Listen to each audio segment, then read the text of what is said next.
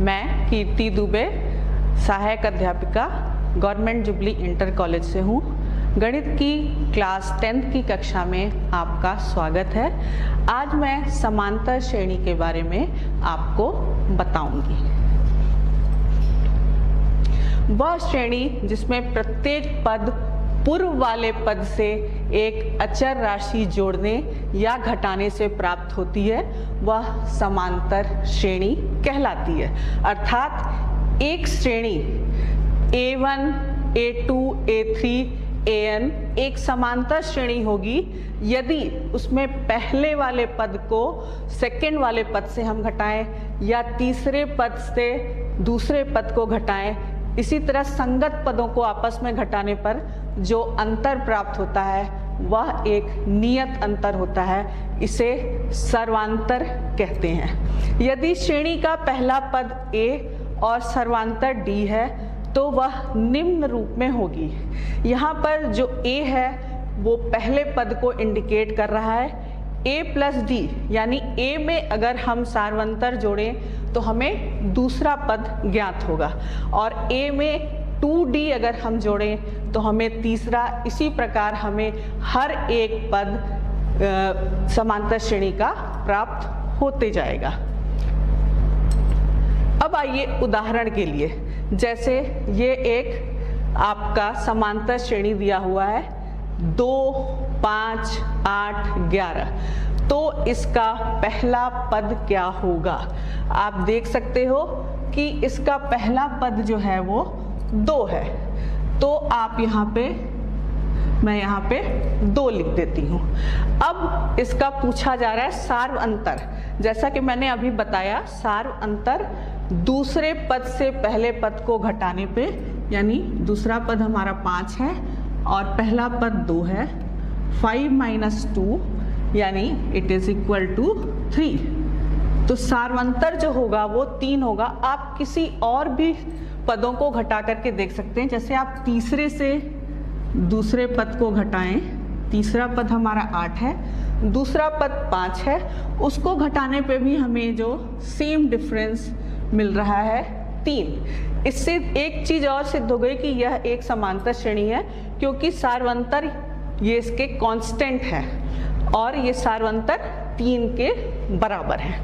अब एक और श्रेणी दी हुई है, चूंकि कोई भी समांतर श्रेणी बढ़ते हुए क्रम में भी हो सकती है और घटते हुए क्रम में भी हो सकती है। अब आइए, इसमें तो एक जो है पद वो बढ़ते जा रहा था, इसमें पदों का मान घट रहा है। तो आइए इसको हल करने की कोशिश करते हैं। पहला पद इसमें आप देख सकते हो 10 है और सार्वंतर जो है वो दूसरे पद में से पहला पद हम घटाएंगे तो हमें इसका अंतर -4 प्राप्त होगा। यानी कि कोई भी अगला पद अपने पहले वाले पद से कम होते जा रहा है। एक और कर लेते हैं। यदि हम तीसरे पद से दूसरे पद को घटाएं तो भी हमें सेम वैल्यू या माप मिल रहा है। या एक और कर लेते हैं, -2 चौथे पद में से तीसरा पद घटाएंगे तो भी हमें समान माप मिल रहा है। तो इससे एक चीज सामने आई कि समांतर श्रेणी में किसी भी दो संगत पदों का जो अंतर होता है वो बराबर होता है। और ये आपने देख लिया, पहला पद यानी कि जो पहला मान समांतर श्रेणी का दिया हुआ है। और इसी तरह हमने दोनों ही सवालों को हल कर लिया। अब समांतर श्रेणी का व्यापक या nवां पद। माना किसी समांतर श्रेणी का पहला पद A वह सार्वंतर D है तो वह निम्न रूप की होगी। ये मैंने पहले ही बताया, ये इसका पहला पद है और इसको A1 से डिनोट करते हैं। यहाँ पे 1 जो होता है वो सबस्क्रिप्ट होता है, यानी कि इसके फुट या पैरों के पास लिखा जाता है और ये डिनोट करता है ये समांतर श्रेणी का पहला पद है और इसका मान A के बराबर होता है। दूसरा पद इसको A2 से डिनोट करते हैं और इसे A प्लस D यानी जो पहले पद में हम सार्वंतर जोड़ दें तो हमें दूसरा पद मिल जाएगा। अब आप a प्लस डी को कैसे लिख सकते हैं? a और 2 माइनस 1, चूंकि यहाँ 1 है तो 2 माइनस 1 करने से हमारा वो चेंज नहीं होगा, हमारी ये वैल्यू a प्लस डी ही रहेगी।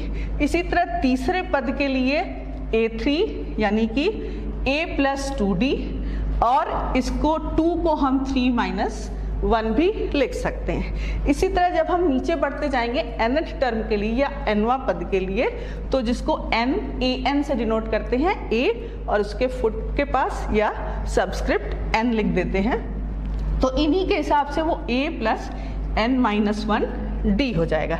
यानी कि समांतर श्रेणी के अन्वय पद को व्यापक पद कहते हैं और उसका मान है a प्लस ब्रैकेट में n माइनस 1 d, जहाँ a पहला पद है, d सार्वंतर है और n जिस पद को निकालना हो। अब आइए इसको एग्जाम्पल के माध्यम से समझने की कोशिश करते हैं, उदाहरण के माध्यम से।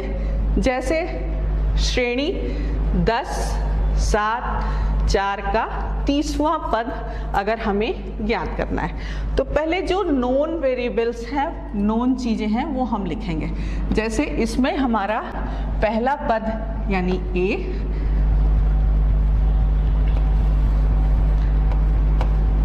दस है, फिर हम सार्वंतर निकालेंगे, डिफरेंस ये d जो होगा वो a2 माइनस a1, इसको सार्वंतर कहते हैं।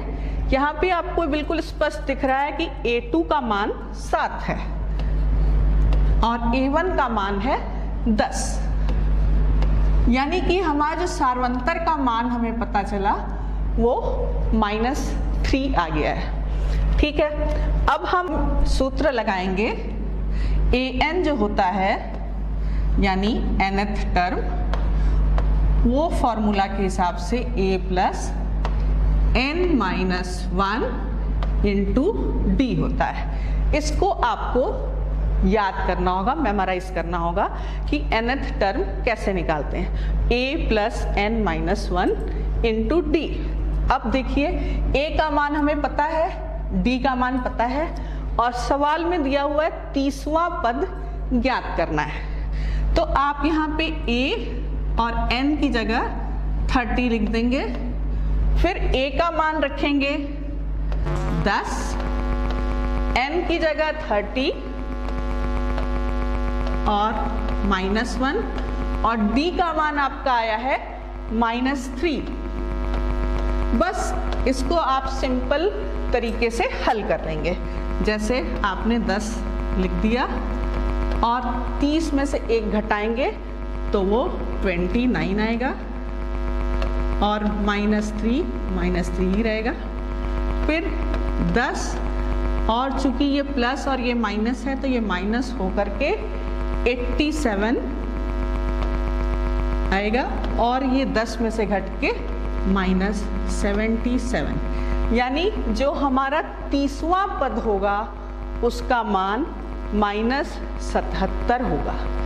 तो आपने देखा ये बहुत ही आसान तरीके से हल किया जा सकता है, बस आपको एक सूत्र याद करने की ज़रूरत है। जैसे ये सवाल है, इसमें आपको nth टर्म का मान दे दिया है लेकिन n का मान निकालना हो तो क्या करेंगे? फॉर्मूला आपको सेम यूज करना है, an is equal to a plus n minus 1 into D. अब हम देखेंगे a का मान क्या है, n का और d का।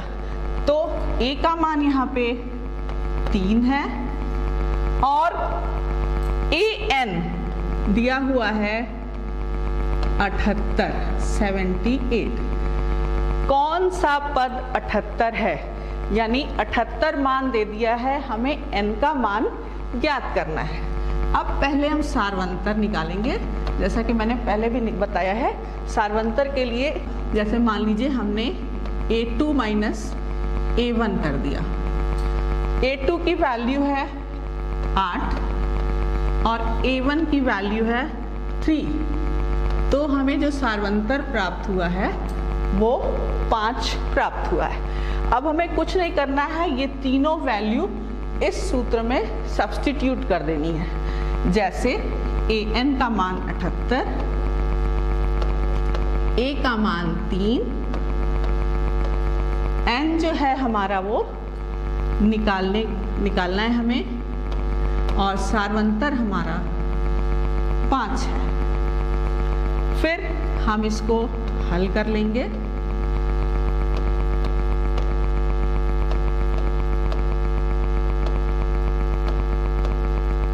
ठीक है, अब हम सारे चर को एक साइड, अचर को एक साइड, या यहाँ पे भी सिंपल हल कर सकते हैं। 3 - 5, तो ये पहले 5n लिख लेंगे और 3 - 5 यानी -2, और इधर हमारा 78 है। अब हम इस कांस्टेंट को एक साइड ले जाएंगे, वेरिएबल को अदर साइड रहने देंगे, यानी 78 + 2 = 5n।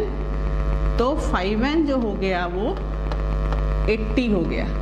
दिस इम्प्लाइज n की वैल्यू हमें मिलेगी जो वो 80/5 यानी 16। तो इस तरह से सारे क्वेश्चंस को हल कर सकते हैं, इसमें कोई दिक्कत नहीं है। बस आपको एक सूत्र जो कि a = a + n-1d है वो आपको मेमोराइज करना पड़ेगा। अब हम समांतर श्रेणी के कुछ विशेष गुणों के बारे में अध्ययन करेंगे। पहला गुण है, यदि किसी समांतर श्रेणी के प्रत्येक पद में कोई संख्या जोड़ी या घटाई जाए तो परिणामी श्रेणी भी समांतर श्रेणी होती है। अब हम इसको एक एग्जाम्पल से देख लेते हैं। जैसे हम एक समांतर श्रेणी ले लेते हैं, 3, 8, 13, 18। अब इस विशेष गुण में कहा गया है कि हर एक पद को एक निश्चित संख्या से जोड़ा या घटाया जाए तो जो परिणामी श्रेणी होगी वो भी एक समांतर श्रेणी होगी। अब हम इसमें एक काम करते हैं, हम इसमें कोई एक फिक्स संख्या जोड़ देते हैं। जैसे हम हर एक पद में 2 जोड़ देते हैं, सपोज +2, तो हमें पहला पद जो प्राप्त होगा वो प्राप्त होगा 5, दूसरा पद हो जाएगा 10, तीसरा पद हो जाएगा 15 और चौथा पद हो जाएगा 20। अब देखिए हम इसको कैसे पता करेंगे कि ये एक फिक्स नंबर जोड़ने पर फिर से जो परिणामी श्रेणी प्राप्त हुई है वो एक समांतर श्रेणी है। इसके लिए हम सार्वंतर निकालेंगे। जैसे दूसरे पद से अगर हम पहला पद घटाते हैं यानी 10 - 5, तो हमें क्या प्राप्त होता है? 5। फिर तीसरे में से दूसरा घटाते हैं 15 - 10, तो फिर हमें 5 प्राप्त होता है, और चौथे में से तीसरा घटाते हैं तो भी हमें 5 प्राप्त होता है। इसका मतलब है कि इसका सार्वंतर जो है वो यानी D एक फिक्स्ड है, यानी कि ये भी एक समांतर श्रेणी है। अब इसी में हम -2 करके देखें, यानी जैसा कि इसमें लिखा हुआ है कोई संख्या जोड़ी या घटाई जाए। जोड़ने पर तो आपने देख लिया कि जो परिणामी श्रेणी प्राप्त हुई है वो एक समांतर श्रेणी है। अब हम घटा के देखते हैं। जैसे अगर हम -2 करते हैं तो हमें 3 में से -2 करेंगे तो 1, 8 में से -2 करेंगे तो 6, 13 में से -2 करेंगे तो 11 और 18 में से -2 करेंगे तो 16। यानी कि हमें एक समांतर श्रेणी प्राप्त हुई जिसके पद हैं 1, 6, 11, 16। लेकिन अभी हमें इसके देखना है कि क्या ये जो परिणामी श्रेणी है वो भी समांतर श्रेणी है। तो आप फिर से इसका सार्वंतर निकालेंगे। आप देखिए इसका सार्वंतर 6 - 1 यानी 5, 11 - 6 यानी कि 5, 16 - 11 यानी कि 5। तो ये जो है ये प्रूफ हो गया कि यदि किसी समांतर श्रेणी के प्रत्येक पद में कोई संख्या जोड़ी या घटाई जाए तो परिणामी श्रेणी समांतर श्रेणी होती है। यदि किसी समांतर श्रेणी के प्रत्येक पद को किसी संख्या से गुणा या भाग किया जाए तो परिणामी श्रेणी भी समांतर श्रेणी होती है। अब आइए इसको भी हम प्रूव करते हैं, सेकेंड वाली जो प्रॉपर्टी है। फिर इसके लिए कोई एक समांतर श्रेणी के को लिख लेते हैं, उसके पदों को। चलिए उसी को लिख लेते हैं जो हमने अभी लिया है, 3, 8, 13, 18। ठीक, अब हम इसमें कोई भी एक संख्या से इसके सारे पदों को गुणा कर देते हैं। जैसे मान लीजिए कि मैंने 2 से इसके सारे पदों को गुणा कर दिया, तो जो पद हमें प्राप्त होंगे नए परिणामी समांतर श्रेणी के, उसके पद होंगे 6, 16, 26 और 36। ये सारे पद इसके प्राप्त होंगे। अब आप देख सकते हैं कि जो सारवंतर है इस नई श्रेणी का, वो सब में 10-10 आ रहा है, अर्थात इसका सारवंतर फिक्स है और ये एक समांतर श्रेणी है। इसी प्रकार कोई भी एक हम समांतर श्रेणी ले लेते हैं, सपोज 5, 10, 15, 20, जिसका सारवंतर 5 है। इसको अगर हम 5 से भाग दे दें तो हमें मिलेगा 1, 2, 3, 4, अर्थात गुणा या भाग करने पर जो परिणामी श्रेणी प्राप्त होती है वो भी एक समांतर श्रेणी होती है। अब हम तीसरी प्रॉपर्टी को हम डिस्कस करेंगे, जिसमें लिखा हुआ है कि 2 समांतर श्रेणी के संगत पदों को जोड़ा जाए या घटाया जाए तो परिणामी श्रेणी भी समांतर श्रेणी होती है। मतलब अगर हमारे पास 2 समांतर श्रेणी है और उसके पदों को हम जोड़ें या घटाएं, कोई भी लिख लेते हैं हम 3, 8, 13, 18, एक आपका ये समांतर श्रेणी हो गया, और दूसरा हम ले लेते हैं इवन नंबर्स के लिए, जैसे 2, 4, 6, 8, ये दूसरी समांतर श्रेणी। अब इसमें कह रहा है 2 समांतर श्रेणी के संगत पदों को जोड़ा जाए या घटाया जाए। अब हम इसको पहले जोड़ते हैं। अगर हम इसे जोड़ें तो हमें जो पद नए श्रेणी के प्राप्त होंगे वो 5, 12, 19, 26। अब आप देख सकते हैं कि इनमें हर दूसरे पद से उसके पहले वाले पद का अंतर यानी सारवंतर कांस्टेंट है। जैसे 12 - 5 7, 19 - 12 7, 26 - 19 7, यानी जो परिणामी श्रेणी प्राप्त हुई है वो भी एक समांतर श्रेणी है। या अगर हम इनको घटाएं, इन दोनों श्रेणियों को, यानी 1 - 2 करें तो हमें क्या प्राप्त होगा? पहला पद 1, दूसरा पद 4, तीसरा पद 7 और चौथा पद 10। तो जो हमें श्रेणी प्राप्त हो रही है, आप देख सकते हैं कि दूसरे से अगर पहले को घटाएं तो 3, तीसरे से दूसरे को घटाएं तो 3, चौथे से तीसरे को पद को घटाएं तो 3, यानी यहाँ पे हमें जो सारवंतर मिल रहा है वो 3 का मिल रहा है। यानी कि जो परिणामी श्रेणी हमें प्राप्त हो रही है वो फिर से एक समांतर श्रेणी है। अगर समांतर श्रेणी के अंत से nवां पद प्राप्त करना हो, जैसे हमने ये किया कि पहले से ये nवां पद प्राप्त करना है तो उसके लिए फॉर्मूला बताया a + n - 1 × d। लेकिन अगर अंत से nवां पद प्राप्त करना है तो उसके लिए एक सूत्र आपको याद करना पड़ेगा, अंत से nवां पद बराबर l - n - 1 इन ब्रैकेट और d। यहाँ पर l जो है वो अंतिम पद है और d जो है वो डिफरेंस सारवंतर है। अब इसको एक उदाहरण के माध्यम से समझिए। यदि एक समांतर श्रेणी है जिसके पद 17, 14, 11 और अंतिम पद -40 है, यानी ये एक घटते हुए क्रम में पदों का मान है, तो इसके अंत से छठवां पद ज्ञात कीजिए। अब देखिए आखिरी पद का मान जो है वो -40 है, सारवंतर दूसरे से पहले को घटा करके -3 प्राप्त हो गया। अंत से छठवां पद, यानी ये फॉर्मूला हम रखेंगे और इस फॉर्मूले में बाकी सारे मान को सब्स्टिट्यूट कर देंगे। जैसे l का मान -40 और अंत से छठवां पद यानी n का मान जो होगा वो आप यहाँ पे 6 रखेंगे और सारवंतर आपने निकाला है ये -3 है। तो इसको हल करेंगे तो हमें इसका आंसर 25 आ जाएगा। अब चलिए एक जो है वो खुद हम लोग करने की कोशिश करते हैं। जैसे समांतर श्रेणी 3, 8, 13 और 253 का अंत से 12वां पद ज्ञात कीजिए। तो यहाँ पे हमें क्या क्या ज्ञात है, पहले सबसे पहले हम सूत्र लिखेंगे जो आपने अभी देखा। लिखेंगे अंत से 12वां पद बराबर, यहाँ पे एक सूत्र याद करना पड़ेगा, L minus n-1 into d।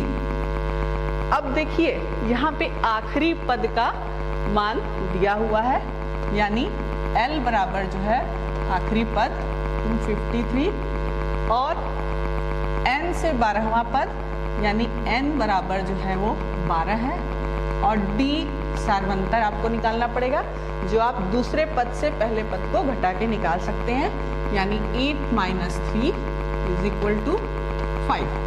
अब आपको ये तीनों वैल्यूज इसमें सब्स्टिट्यूट कर देनी है। तो अंत से 12वां पद जो होगा L आप रखोगे 253 माइनस n का मान 12 -1 और d 5। अब इसको साधारण तरीके से सरलीकृत या हल कर लेने की जरूरत है। 253 माइनस ये 12 - 1 11 और एक ब्रैकेट में इधर 5, तो 253 माइनस 55 ये हो जाएगा 198, अर्थात हमारा अंत से 12वां पद जो होगा 198 है। तो अगर आपको पहला पद पता हो और डी पता हो तो भी आप हल कर सकते हैं किस फॉर्मूले से, a + n-1 इंटू डी। और अगर लास्ट पद पता हो और अंत से किसी पद को ज्ञात करना है तो इस फॉर्मूले से आप निकाल सकते हैं। तो बच्चों आज की कक्षा में हमने क्या क्या पढ़ा? आज की कक्षा में हमने समांतर श्रेणी पढ़ा, उसके nवें पद को निकालने के लिए पढ़ा और आखिरी से किसी भी पद को निकालने के लिए पढ़ा। तो आप इसको पढ़ें और ये बहुत ही आसान चैप्टर है और इस चैप्टर से संबंधित सवालों को हल करें।